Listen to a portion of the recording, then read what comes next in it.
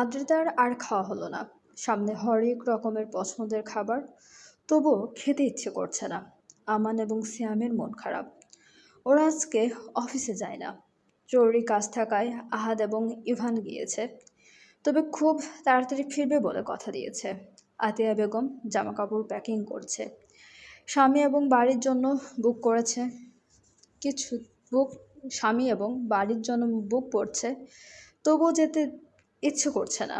এবার চলে গেলে আবার কতদিন পরে ছেলের মুখখানা দেখতে পাবে তার কোনো হিসেব নেই। আতিয়া বেগমের ইচ্ছে করে বাংলাদেশের কোনো একটা মেয়ের সঙ্গে আবরারের বিয়ে দিতে। বউয়ের মায়ে পড়লে আর দূরে থাকতে পারবে না। অন্তত বছরে একবার হলেও বাড়ি যাবে। ভাবতে ভাবতেও ওনার মন পড়ে ওনার বোনের মেয়ে আছে একটা, এবার অনার্স শেষ করলো, বড়ই ভালো আর সুন্দরী। তার সঙ্গেই আবরারের বিয়ে দিবে। যেভাবেই হোক ছেলেকে বাংলাদেশে নিয়ে জোর করে হলেও বিয়ে দিয়ে দিবে। অহনা শ্যামের দিকে তাকিয়ে আছে। ছেলেটাকে ওর মন্দ লাগে না, আবার ভালোও লাগে না। এই মুহূর্তে প্রচণ্ড বিরক্ত লাগছে। ইচ্ছে করছে থাপড়ে গাল লাল করে দিতে। কেমন হ্যাংলার মতো বসে আছে। অহনা একটু পরে চলে যাবে, তাতে যেন ওর কিচ্ছু এসে যায় না। কেন? সে কি অহনাকে পছন্দ করে না? ও চলে গেলে কিছু এসে যায় না? ওকে, ওর যদি কিছু এসে না যায় তবে অহনারও কিছু যাবে আসবে না। থাকুক সে তার মতো, কোনো এক্সপেকটেশন রাখবে না অহনা। তবে সিয়ামকে এত সহজে ছেড়েও দেবে না। শাস্তি পেতে হবে ওকে। ভাবতেই দাঁড়িয়ে পড়ে অহনা। এক পা দুপা করে এগিয়ে যায় আমান এবং সিয়ামের দিকে। তারপর সিয়ামের দিকে তাকিয়ে বলে ওঠে, আমান ভাই, I love you. Do you love me? Aman যেন বিষম খেল। সে হা করে তাকিয়ে থাকে ওহনার মুখ পানে। সিয়াম মাথা নিচু করে বসে আছে। এখনও তার কিছু বলার নেই, বা একটুও চমকালো না সে। সে আগেও যেমন ছিল ঠিক এখনও তেমনই। অহনা এবার বেশ হতাশ হলো বোধহয়। কেমন দীর্ঘ নিঃশ্বাস ফেলল। আমার জবাব দেয়, তুমি যদি সত্যিই ভালোবেসে থাকো তবে বলবো আমারও তোমার পছন্দ। আর যদি শ্যামকে জেলাস করতে বলে থাকো তবে বলবো অসহায় আমাদের মন নিয়ে খেলো না। অহনা স্পষ্ট স্বরে জবাব দেয়, আপনি আমার বিয়ায় লাগেন যে মিথ্যে বলবো? আর সিয়াম কোন ক্ষেতের মূলা যে তাকে জেলাস করব? বলেই বড় বড় পা ফেলে চলে যাই। শ্যাম এবার মুখ তুলে তাকালো। আমান বলে, এই মেয়ের মুখে মধু নাই রে শ্যাম, তাতে আমার কি? ওর প্রতি আমার কোনো ইন্টারেস্ট নাই, যা খুশি করুক। ভাই, তুই কাকে মিথ্যে বোঝাচ্ছিস নিজেকে? আবরারের দেওয়া খাবার খেয়ে বেঁচে আছি, ওর সাথে বেইমানি করতে পারবো না আমি। শ্যামও চলে গেল। বসে রইল শুধু আমান। সে গভীর ভাবনায় বিভোর। হঠাৎ শ্যাম কেমন বড় হয়ে গেল, জ্ঞানীদের মতো কথা বলছে। এই শ্যামকে তো আমান চিনতেই পারছে না। আর মাত্র 1 ঘন্টা পরেই আদ্রিতারা আবরার্স হাউস থেকে বিদায় নেবে। গম্ভীর রকচটা মানুষটাকে আর দেখতে পাবে না। তার বিরক্তিতে কুঁচকে থাকা চোখ মুখ দেখা হবে না। কেউ ধমক দিবে না, গলা টিপে ধরবে না, বা চুমুও খাবে না। কিভাবে সইবে আদ্রিতা এসব? কিভাবেই বা তাকে না দেখে থাকবে? না না, একদমই পারবে না। আদ্রিতার আবরার তাসনিনকে লাগবে, তার সঙ্গেই থাকতে হবে। চোখ দুটো টলমল করছে আদ্রিতার। মন বলছে দৌড়ে আবরারের কক্ষে চলে যেতে, কিন্তু বিবেক বলছে না।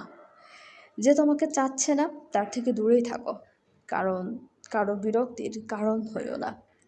দূরে ওই জরিক নদীর টলমল পানে স্পষ্ট দেখা যাচ্ছে।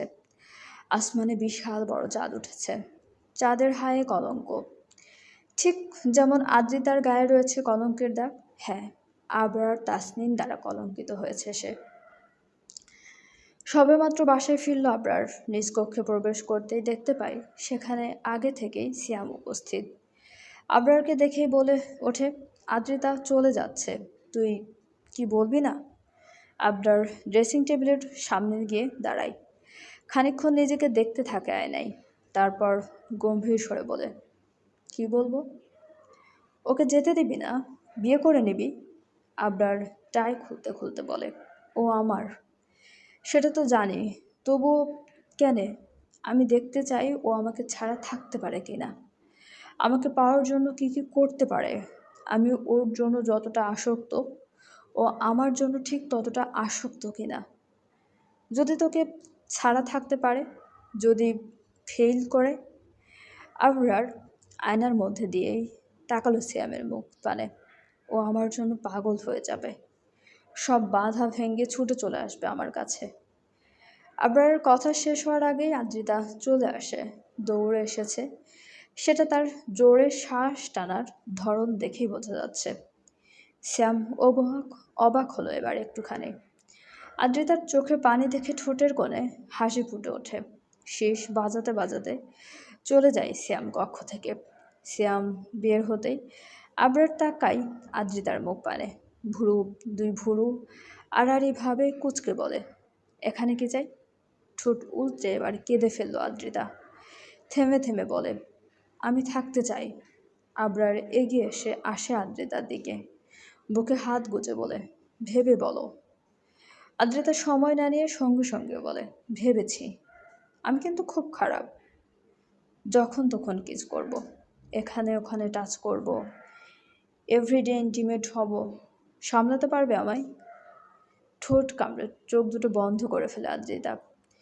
এমন নির্লজ্জ প্রশ্নের জবাব দিবে কিভাবে? কিভাবেই বা বলবে সব কিছুই রাজি আমি? কিভাবে বলবে সে সব কিছুতেই সে রাজি? শুধু আমায় বিয়ে করুন।